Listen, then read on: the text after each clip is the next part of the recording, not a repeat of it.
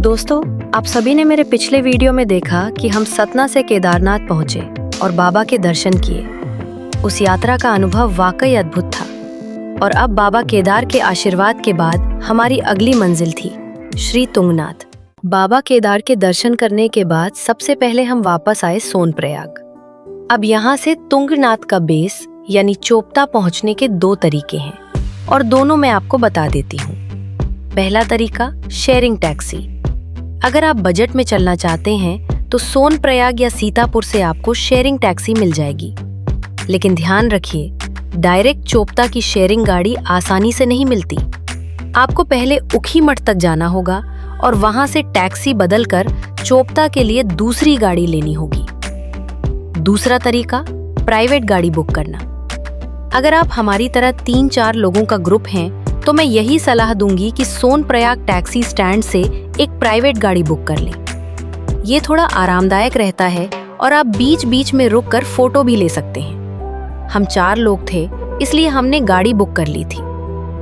अब बात करते हैं दूरी और समय की, और यहाँ एक जरूरी जानकारी नोट कर लीजिए। सोनप्रयाग से चोपता की दूरी लगभग 75 से 80 किलोमीटर है और ये सफर करीब 3 से 4 घंटे का है। रास्ता ऊखीमठ, दुग्गलबिट्टा और बनियाकुंड होते हुए जाता है। और दोस्तों, ये रास्ता बस कमाल का था।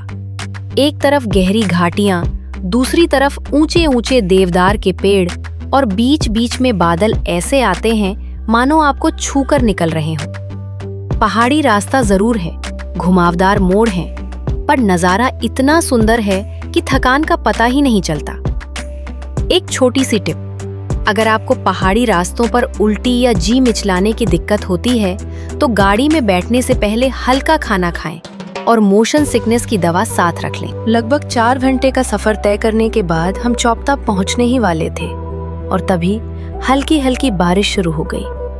बादलों ने पूरे पहाड़ को घेर लिया और नज़ारा इतना खूबसूरत हो गया कि क्या ही कहूँ। शाम के करीब 4 बजे हम चोपता पहुंच चुके थे।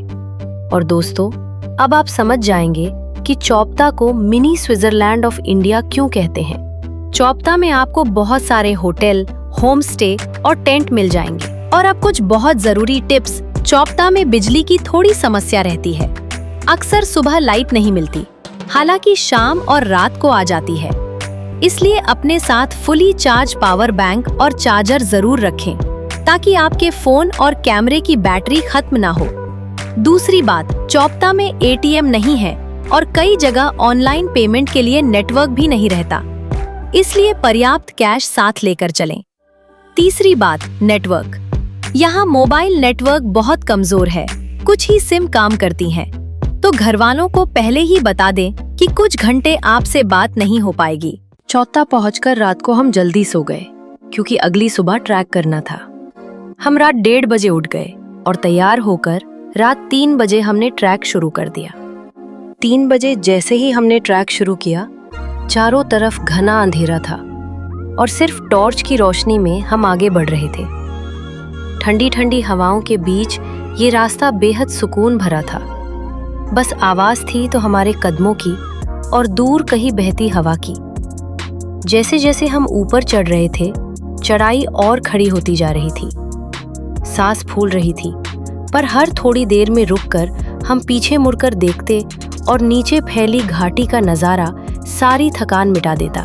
जैसे जैसे दिन चढ़ता है, यहाँ भीड़ बहुत बढ़ जाती है और मंदिर पर लंबी लाइन लग जाती है। और दूसरा सबसे बड़ा कारण, चंद्रशिला से सूर्योदय। अगर आप समय पर ऊपर पहुंच जाएं, तो हिमालय की चोटियों पर सूरज की पहली किरण पड़ते देखना, ये इस पूरी यात्रा का सबसे यादगार पल होता है। और मजे की बात, हमें लगा कि हम सबसे पहले निकल रहे हैं, लेकिन वहां तो रात 1 बजे से ही लोगों ने चढ़ना शुरू कर दिया था। अब ट्रैक के बारे में बता दूं। चोपता से तुंगनाथ मंदिर तक का ट्रैक लगभग 3.5 से 4 किलोमीटर का है। पूरा रास्ता पक्का यानी सीमेंट का बना हुआ है, इसलिए रास्ता भटकने का डर नहीं है। लेकिन एक बात साफ कह दूं, चढ़ाई एकदम खड़ी है, इसलिए आपकी सांस जरूर फूलेगी। ऊंचाई पर अगर सांस लेने में दिक्कत हो तो कपूर सूंघने से तुरंत राहत मिलती है। अगर आपको ऊंचाई की दिक्कत ज्यादा होती है तो छोटा ऑक्सीजन कैन भी जरूर रखें। और हाँ, ऊंचाई पर पहुंचने पर चढ़ाई धीरे धीरे करें। बीच बीच में रुककर सांस लें और खूब पानी पिएं। जल्दबाजी बिल्कुल न करें।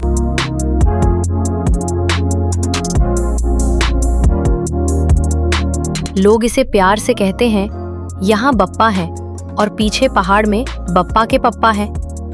जब आप वहां खड़े होकर देखेंगे तो खुद महसूस करेंगे कि कुदरत ने यह नज़ारा कितने प्यार से बनाया है।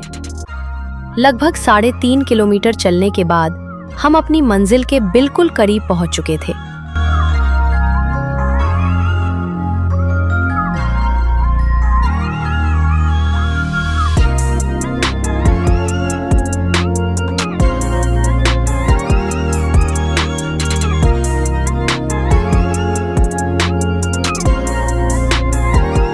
और जैसे ही मंदिर का पहला दर्शन दूर से हुआ, मन एक अलग ही शांति और भक्ति से भर गया।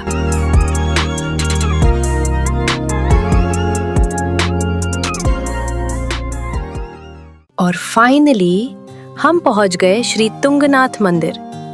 दोस्तों, ये मंदिर देखने में भले ही छोटा लगे, पर इसकी भव्यता और ऊर्जा बहुत बड़ी है। पूरा मंदिर स्थानीय पत्थरों और लकड़ी से प्राचीन हिमालयी शैली में बना है और इसके गर्भगृह में भगवान शिव की काले पत्थर की मूर्ति है, जिसके सामने खड़े होते ही एक दिव्य शांति महसूस होती है। हमने बहुत अच्छे से दर्शन किए और सच कहूँ तो आत्मा को असीम शांति मिली। 12,000 फीट से ऊपर बादलों के बीच दुनिया के सबसे ऊंचे शिव मंदिर में खड़े होकर महादेव के दर्शन करना, ये एहसास शब्दों से परे है। और याद है, मैंने कहा था कि हमने जल्दी ट्रैक शुरू किया। वो फैसला बिल्कुल सही साबित हुआ, क्योंकि जब तक हमने आराम से दर्शन कर लिए, तब तक पीछे करीब 500 मीटर लंबी लाइन लग चुकी थी। तो अगर आप भी बिना भीड़ के शांति से दर्शन करना चाहते हैं, तो सुबह जल्दी निकलना सबसे अच्छा रहता है। तुंगनाथ के दर्शन के बाद असली एडवेंचर अभी बाकी था, चंद्रशिला की चढ़ाई। मंदिर से चंद्रशिला चोटी तक करीब 1.5 किलोमीटर और ऊपर जाना होता है। और यहाँ मैं आपको साफ साफ बता दूं, ये कोई मामूली चढ़ाई नहीं है, ये काफी कठिन है। रास्ता और भी खड़ा हो जाता है और ऑक्सीजन भी कम होने लगती है। हमने देखा कि लोग 2-2 कदम चलकर बैठ जा रहे थे, सांस लेने के लिए रुक रहे थे। इसलिए अगर आपको ऊंचाई पर सांस की दिक्कत होती है, तो यहाँ आपका कपूर और ऑक्सीजन कैन बहुत काम आएगा। जल्दबाजी बिल्कुल मत कीजिए, अपनी रफ्तार से रुक रुक कर गहरी सांस लेते हुए आगे बढ़िए। याद रखिए, ये कोई रेस नहीं है। और जैसे जैसे आप ऊपर बढ़ते हैं, हर कदम के साथ नज़ारा और भी खूबसूरत होता जाता है।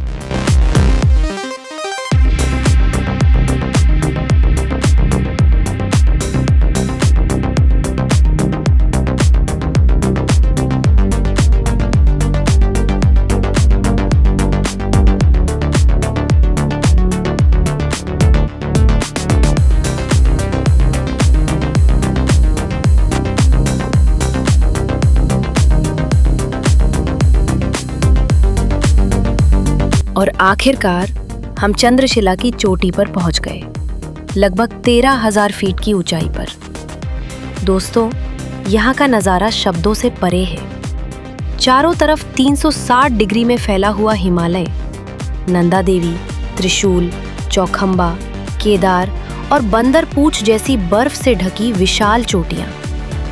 और इस चोटी की अपनी पौराणिक मान्यता भी है।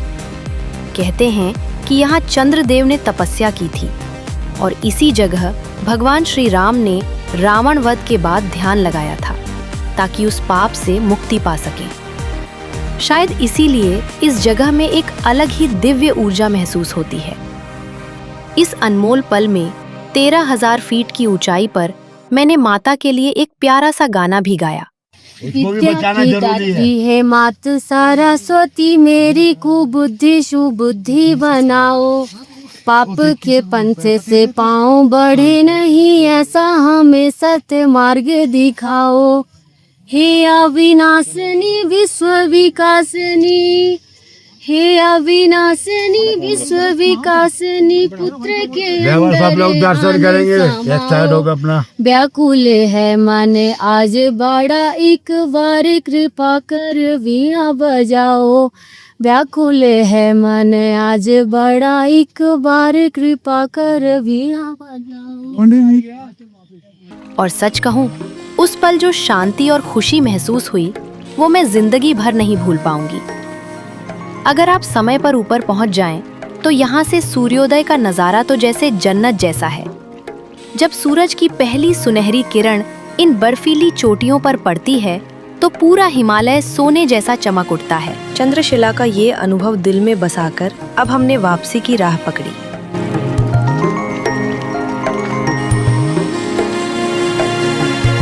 नीचे चोपता पहुंचने के बाद यहाँ से आपको ऊखीमठ के लिए गाड़ी आसानी से मिल जाएगी और ऊखीमठ से आगे की यात्रा चाहे हरिद्वार हो या ऋषिकेश के लिए आप शेयरिंग कैब ले सकते हैं। और दोस्तों, एक बात दिल से कहूँगी, ये यात्रा कोई ओवर बजट जगह नहीं है। अगर आपको जिंदगी में कभी 5-6 दिन का समय मिले तो तुंगनाथ चंद्रशिला जरूर आइएगा। ये जगह आपको आस्था, शांति और एडवेंचर तीनों एक साथ देगी। तो दोस्तों, यहीं पर मैं आज का ये व्लॉग खत्म करती हूँ।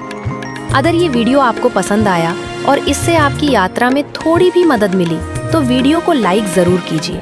और अगर आप नए हैं तो चैनल को सब्सक्राइब करके बेल आइकन दबा दीजिए ताकि ऐसी और यात्राओं की अगली वीडियो आप मिस न करें। कमेंट में बताइए आपको हिमालय की कौन सी यात्रा सबसे ज्यादा पसंद है और इस वीडियो को अपने उन दोस्तों के साथ शेयर कीजिए जो तुंगनाथ जाने का प्लान बना रहे हैं। मिलते हैं अगली यात्रा में। तब तक के लिए हर हर महादेव।